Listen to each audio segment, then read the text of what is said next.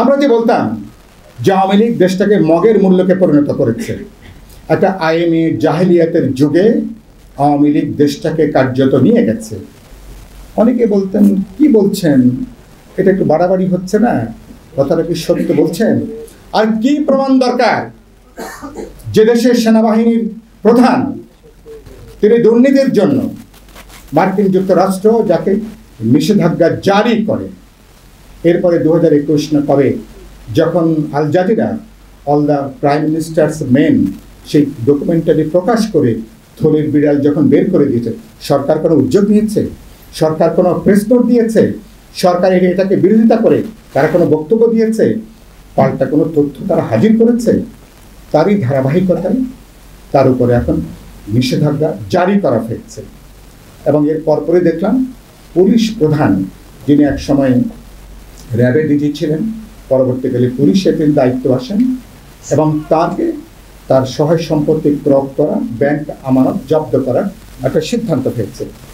একই সাথে একটা দেশের প্রায় 10-15 বছর 20 বছর যারা এখানকার জনদুর্ভোগ জনগণ গণতান্ত্রিক আন্দোলনের বিরুদ্ধে এই সরকারের পক্ষে অন্ধভাবে আওয়ামী লীগের রাজনৈতিক নেতা কর্মীদের চেয়েও যারা পাঞ্জাবির হাত গোটানোর মতন করে যারা বক্তৃতা করেছেন, এবং এই সেনাপ্রধান বক্তৃতা করলেন না যে 18 সালে যে নির্বাচন, তার জীবনে এত সুন্দর নির্বাচন তিনি আর কখনো দেখেননি।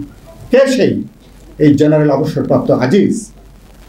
এবং এই ধরনের, আর তারপরে বেনজিরের তো কাহিনী আপনারা জানেন। আমি যেটা খুব পরিষ্কার করে বলতে চাই, এবং এই ঘটনাগুলো কি প্রমাণ করছে?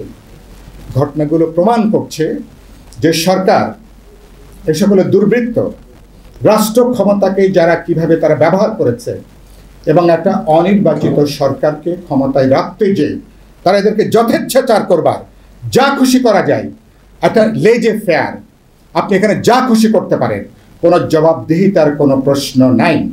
এটা করতে যে বাংলাদেশকে তারা এক ধরনের বদ্ধভূমিতে, এক ধরনের বৃহত্তর কারাগারে বাংলাদেশকে এই মানুষগুলো তারা পর্যবসিত তারা নিয়ে এসেছিলেন। আমি ইতিমধ্যে আমরা বরিশালে খুলনাতে গণতন্ত্র মঞ্চের যে বিভাগীয় প্রতিনিধি সভা চলছে, সেখানে এসব প্রসঙ্গ নিয়ে আমরা বক্তব্য দিয়েছি। আজকে সেই বক্তব্যের সঙ্গে যেটা আমি যুক্ত করতে চাই, তাদের এই ভূমিকা সেনাবাহিনীর যে পেশাগত সুনাম সেটাকে ক্ষুণ্ণ করেছে, সেনাবাহিনীকে বিব্রত করেছে। আমাদের সেনাবাহিনী আন্তর্জাতিক শান্তিরক্ষা মিশনে সেনাবাহিনী আছেন, সেখানে একটা দেশের সেনাবাহিনীর প্রধান, পুলিশ প্রধানের বিরুদ্ধে যদি এ ধরনের ব্যবস্থা গ্রহণ করা হয়, এর দায়িত্ব কার? অবশ্যই বর্তমান সরকার এবং সরকারি দলের। এই দায়িত্বদেরকে গ্রহণ করতে হবে। একই সাথে আমি মনে করি প্রতিষ্ঠান হিসাবে সেনাবাহিনীর ব্যাপারে দায়িত্ব রয়েছে, এবার প্রতিষ্ঠান হিসাবে র্যাব, পুলিশ বাহিনীর ব্যাপারে দায়িত্ব রয়েছে। তাদের উচিত হবে এ ব্যাপারে তাদের দিক থেকে বিভাগীয় প্রসিডিংস, অবসর গেলেও তাদের নিশ্চিতভাবে ধারা পদ্ধতি আছে। এ ব্যাপারে এই দুটো গুরুত্বপূর্ণ রাষ্ট্রের প্রতিষ্ঠান, জনগণের প্রতিষ্ঠান, তাদের সুনাম, তাদের সুখ্যাতি, তাদের মর্যাদার জন্য উচিত হবে এই দুটো প্রশ্নে তাদের অবস্থানটাকে পরিষ্কার করে ব্যক্ত করা। যদি করতে না পারেন, তাহলে ভবিষ্যতে এ ধরনের আরও অনেক আজিজ, আরও অনেক বেনজির তারা ধরাছোঁয়ার বাইরে তারা থাকবেন।